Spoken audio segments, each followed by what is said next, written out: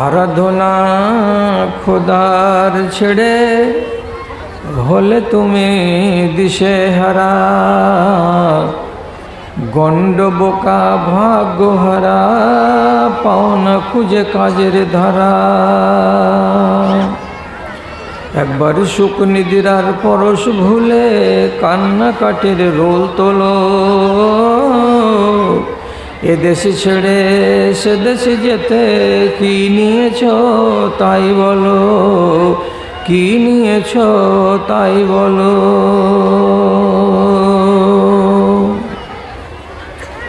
ধর্ম ভেঙে মর্ম পীড়ায় ভুগবে তুমি মনে রেখো। আসছে মরণ করতে সাবার, পিছন ফিরে ওই দেখো, পিছন ফিরে ওই দেখো। শখের বাজার শান্তি এনে দিন ফুরায়ে রাত এলো। এদেশ ছেড়ে সে দেশ যেতে কি নিয়েছ তাই বলো, কি নিয়েছ তাই বলো। কামনার ওই পিছন ছুটে জীবন তোমার শেষ হলো। কামনার ওই পিছন ছুটে জীবন তোমার শেষ হলো। এ দেশ ছেড়ে সে দেশ যেতে কি নিয়েছ তাই বলো, কি নিয়েছ তাই বলো।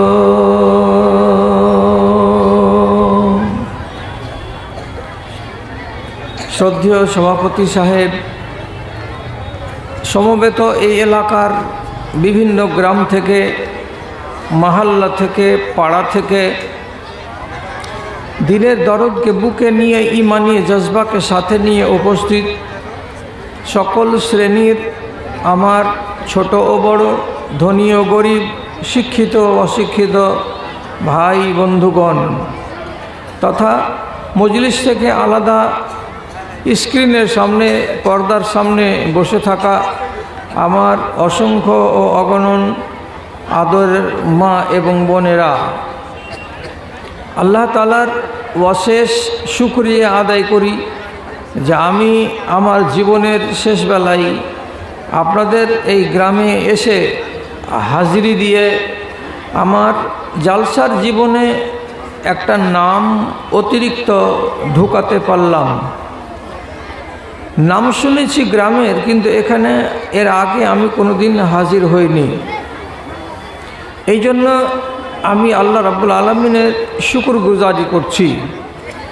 আপনারা নিজের নিজের বাড়ি থেকে এসেছেন কষ্ট করে, কিছু শুনবেন একটা নেক বাসনা নিয়ে, এবং শোনার পরে নিজেকে একটু বদল করবেন এই একটা ভালো উদ্দেশ্য নিয়ে, এবং শেষের বেলায় নিজের সাধ্য অনুযায়ী আপনি এই দিনী মাদ্রাসাকে ভালোবেসে তার মোহাব্বতে কিছু টাকা আল্লাহর ওয়াস্তে দান করবেন এই এক নেক বাসনা নিয়ে। অতএব যে আল্লাহ আমাকে আপনাকে এই জায়গাতে জমায়েত করেছেন এবং এক সুযোগে এতগুলো পুণ্য আর এতগুলো নেকি অর্জন করার সুযোগ করে দিয়েছেন, সেই আল্লাহ তাআলার নামাক হালালি করুন। সবাই মিলে নিজের নিজের জায়গাতে বসে নিজের ঠোঁট দুটাকে আস্তে করে নাড়ান, নাড়িয়ে একবার অন্তত পক্ষে নামাক হালালি করুন। বলুন, আমিও বলছি, আপনারাও বলুন মুহাব্বতের সাথে আলহামদুলিল্লাহ। তারপরে তার আখেরি রাসূল রাহমাতুল্লিল আলামিন, বিপ্লবী জননেতা হযরতে মুহাম্মদ মুস্তাফা সাল্লাল্লাহু আলাইহি ওয়াসাল্লামের উপর শত সহস্র দরুদ ও সালাম নাযিল হোক। আল্লাহুম্মা সাল্লি আলাইহি, আল্লাহুম্মা বারিক আলাইহি। বিরাদরান ইসলাম, আপনাদের সামনে যে সময় ধরে আমি এখানে আছি, সেই সময়ের মধ্যে যে কথাগুলো বলছি, একটু আল্লাহর ওয়াস্তে কানটাকে খোলা রেখে, মনের দরজাটাকে খোলা রেখে কথাগুলোকে শোনার চেষ্টা করবেন এবং হেফাজত করবেন। কথাগুলোকে বাড়ি পর্যন্ত নিয়ে যাবেন, শুধু এখানে শুনবেন আর এখানে রেখে দিয়ে চলে যাবেন না। প্রথম নম্বর কথা হলো এই যে আমরা এমন এক যুগে এসে পৌঁছেছি যে এই যুগে আমাদেরকে বুঝাবার জন্য অনেক ব্যবস্থা হাতের মাথায়। ওয়াজ হচ্ছে, নসিহত হচ্ছে, তাবলীগি জালসা হচ্ছে এবং সারাটা বছরে আপনার সামনে 52টা জুমার খুতবা, এক একটা খুতবা আধ ঘন্টা করে হচ্ছে। তারপরে একটা দুটা করে দেশে সেমিনার সম্মেলন হচ্ছে। তাহলে আমরা শুনছি কত জালসা শুনছি, এগুলোকে এক জায়গাতে করেন। জুমার খুতবা শুনছি 26 ঘন্টা বছরে, এটিকে এক জায়গাতে করেন। সারা বছরে ঈদের মাঠে আধ ঘন্টা করে 1 ঘন্টা আমরা 2 ঈদে বয়ান শুনছি। তারপর এবার নিজে নিজে বলুন, আপনারা সবাই মিলে ভেবেচিন্তে এত ওয়াজ এত নসিহত করার পর আমাদের দেশের যা হাল, তাতে মানুষের ঈমান দিনের দিন বাড়ছে না দিনের দিন মানুষের ঈমান কমছে? আপনাকে যদি এই সওয়ালটা করি তো আপনি দেশের ডানে আর বামে তাকিয়ে দেখে বলতে বাধ্য হবেন যে আমাদের বর্তমান জমানাতে মানুষের ঈমান বাড়ছে না, মানুষের ঈমান কমছে। এবার জিজ্ঞাসা, মানুষের ঈমান কমছে কেন? এত ওয়াজ করার পরে বাড়ার কথা যে জিনিসটা, সেখানে বাড়ছে না বরং কমছে কেন? যদি আপনার বিশ্বাস না হয় তাহলে আমি আল্লাহর কসম খেয়ে বলছি, আপনার চোখের সামনে আমি গুনিয়ে দিচ্ছি, আপনি দেখুন যে সব জিনিসই বাড়ছে, শুধু মানুষের ঈমান ধর্মটাই বাড়ে না। কি করে? 1 নম্বর, আজকে 30 বছর আগে আমাদের দেশে যতটি মসজিদ ছিল তার তুলনায় আজকের দিনে মসজিদের সংখ্যা বেড়েছে না কমেছে? বেড়েছে। 30 বছর আগে আমাদের দেশে যতটি মাদ্রাসা ছিল তার তুলনায় আজকের দিনে আমাদের দেশে মাদ্রাসাগুলো বেড়েছে না কমেছে? বেড়েছে। আমাদের দেশে 30 বছর আগে যতটি বাস, ট্রাক, ট্যাক্সি, জিপ ছিল তার তুলনায় আজকের দিনে বাস, ট্যাক্সি, মারুতি এগুলো বেড়েছে। আজকের দিনে এবং 20 বছর 25 বছর আগেকার দিনের হিসাব যদি করি তাহলে 30 বছর আগে আমাদের দেশে মানুষের সংখ্যা যতটি ছিল তার তুলনায় আজকের দিনে মানুষের সংখ্যা বেড়েছে। তাহলে মানুষের সংখ্যা বেড়েছে, মাদ্রাসার সংখ্যা বেড়েছে, মসজিদের সংখ্যা বেড়েছে, ট্রেনের সংখ্যা বেড়েছে, হাই রোডের সংখ্যা বেড়েছে, গাড়ি আর মারুতির সংখ্যা বেড়েছে। কোনো জিনিস বাড়তে বাদ নাই, সব জিনিস বেড়েছে, সবই কিছু বেড়েছে। যদি আমি ওই তালে আপনাকে বলি যে 30 বছর আগে আমাদের দেশের ঈমানের অবস্থা যা ছিল সেই তুলনায় আজকের দিনে আমাদের দেশের মুসলমানের ঈমান বেড়েছে, তাহলে আপনি জবাব দিতে পারবেন যে হ্যাঁ বেড়েছে। আমাদের দেশে মুসলমানদের ভেতরে দিন ধর্ম বেড়েছে, বলতে পারবেন হ্যাঁ বেড়েছে? বাড়েনি। একটাই জিনিস মার খেয়েছে, সেটা হলো কি? আল্লাহর দিন এবং আমাদের ঈমান। এই জিনিসটাই শুধু বাড়ে না, বাদবাকি জিনিস সব কিছু বাড়ছে। আপনি উত্তর খুঁজে বেড়াবেন, বাড়ে না কেন মৌলভী সাহেব? এর উত্তর হলো সোজা, একদম সোজা সাপটা উত্তর। এখানে কোনো ঝামেলা নেই। রাসূল করিম সাল্লাল্লাহু আলাইহি ওয়াসাল্লাম বলেছেন, ইন্নাল ঈমানা লা ইয়ারজু ইলাল মাদিনাতে কামা তারজুল হাইয়াতু ইলা জোহরিহা। ঈমান এসেছিল মদিনা থেকে, বেরিয়েছিল ইমান মদিনা থেকে। এবার সেই ইমান যখন হাঁটা দিল, তখন মদিনা থেকে বেরিয়ে সেই দেশটাকে পার করে তার পরের দেশে সে ঢুকলো, সেটা হলো ইরান। ইরানের পরে এলো আফগানিস্তান, আফগানিস্তানের পরে এলো পাকিস্তান, তারপরে এলো ভারতবর্ষ, তারপরে গেল বাংলাদেশ, তারপরে গেল ইন্দোনেশিয়া, তারপরে গেল মালয়েশিয়া, তারপরে গেল অস্ট্রেলিয়া। এমনি করে দক্ষিণ দিকে যেতে যেতে চলে গেল একেবারে আফ্রিকা, উত্তর দিকে চলে গেল উত্তর আমেরিকা। এইভাবে সারা দুনিয়ায় ইমান পৌঁছালো। বের হলো কোনখান থেকে? তো নবীজি বলছেন মদিনা থেকে ইমান রওনা দিল, সারা দুনিয়ায় ইমান পৌঁছে গেল। এবার ইমান তো সারা দুনিয়াতে আছে।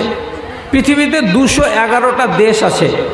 211টা দেশ, কোনো দেশ একটা বাদ নাই যে ওই দেশে মসজিদ নাই, কোনো একটা দেশ বাদ নাই যে ওই দেশে মুসলমান নাই। সব দেশে মসজিদ আছে, মুসলমান আছে, নামাজ রোজা আছে। কিন্তু রাসূলুল্লাহ কি বলছেন? এই ইমানের যখন সময় হয়ে যাবে তখন করবে কি? ইমান নিজের জায়গা থেকে উল্টো দিকে হাঁটা দেবে। তার মানে কি? অস্ট্রেলিয়াতে ইমান থাকবে না, অস্ট্রেলিয়ার ইমান ফিরে আসতে শুরু করবে কোথায়? তো মদিনার দিকে। ইন্দোনেশিয়াতে ইমান থাকবে না, মালয়েশিয়াতে ইমান থাকবে না, বাংলাদেশে ইমান থাকবে না, ভারতবর্ষের মানুষের ইমান থাকবে না, পাকিস্তানের মানুষের ইমান থাকবে না, তেমনি জাপানের মুসলমানের ইমান থাকবে না, আফ্রিকার দেশের মুসলমানদের ইমান থাকবে না। সব ইমান আস্তে আস্তে আস্তে আস্তে যেখান থেকে বেরিয়েছিল সেই জায়গায় পৌঁছে যাবে।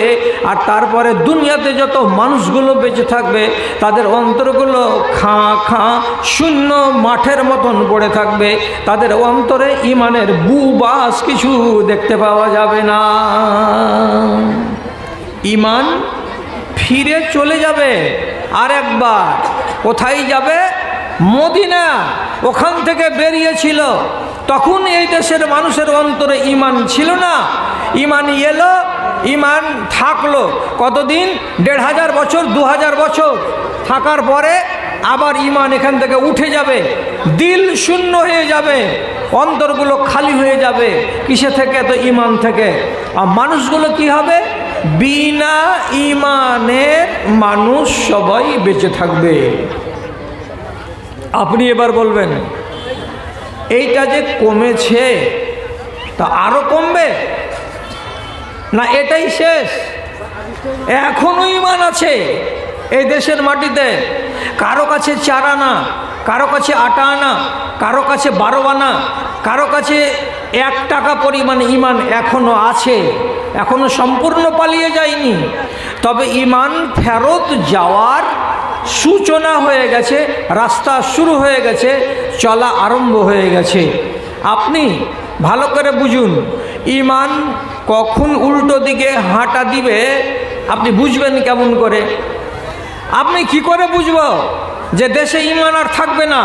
ইমান আস্তে আস্তে পশ্চিম দিকে চলে যাবে, যেখান থেকে এসেছিল সেখানে। আমাকে শিখিয়ে দাও, আমি বুঝবো, আমি জানবো। যদি আপনাকে জানাতে চাই তাহলে 3 থেকে 4টা কথা ভালো করে মাথাতে তুলুন, আপনি মিলিয়ে নেবেন। আর মিলাবার পরে বুঝতে পারবেন হ্যাঁ কথাগুলো ঠিক মনে হচ্ছে না কথাগুলো বেঠিক মনে হচ্ছে। 1 নম্বর কথা, যেদিন তোমরা নিজের চোখের সামনে দেখতে পাবে এমন একগুলো ছেলে পিলে নওজওয়ান, যেদিন তোমরা দেখতে পাবে দেশের মাটিতে কিছু যুবক এবং যুবতী, তারা কেমন? নবীজি বলছেন লা ইয়ারিফুনা মারুফান ওয়ালা ইউনকিরুনা মুনকারা। ওই সময়ের যুবকেরা কোনটা ভালো কাজ এটা তারা বুঝবে না, কোনটা মন্দ কাজ এটা তারা বুঝবে না, ভালো কোনটা মন্দ কোনটা এরা ঠিক করে নিতে পারবে না এবং তারা সিদ্ধান্ত করতে পারবে না। আর মানার ব্যাপারেও আগ্রহ দেখাবে না, ছাড়ার ব্যাপারেও আগ্রহ দেখাবে না। তার মানে কি, ভালো কি জিনিস আমরা বুঝি না, মন্দ কি জিনিস আমরা বুঝি না। যেদিন ছেলেদের ভিতরে দেখতে পাবেন আপনি এই রোগ, যে ছেলেপিলেগুলো যেগুলো নতুন নতুন আমাদের দেশে তরুণ ছেলেপিলে, নবযুবক ছেলেপিলে বড় হচ্ছে, 18 বছর, 20 বছর, 22 বছর, 16 বছর, এই সমস্ত ছেলেরা যেদিন দেখবেন এরা ভালো কাজ কোনটা এটাও বুঝতে পারে না, মন্দ কাজ কোনটা এটাও বুঝতে পারে না। মন্দ এইটা, কাজে একে ছেড়ে দিই এ কথাটা বলতে পারবে না। এই কাজটা ভালো, চলো আমরা সবাই মিলে করি, এ কথাটা এরা বুঝতে পারবে না। যেদিন দেখবে এইরকম গাঁওয়ার, যেদিন দেখবে এইরকম জাহেল, যেদিন দেখবে এইরকম নরাধম মূর্খ নওজওয়ান দেশের মাটিতে ভর্তি হতে লেগেছে, আপনি বুঝবেন আস্তে আস্তে এরাই একদিন বাপ হবে।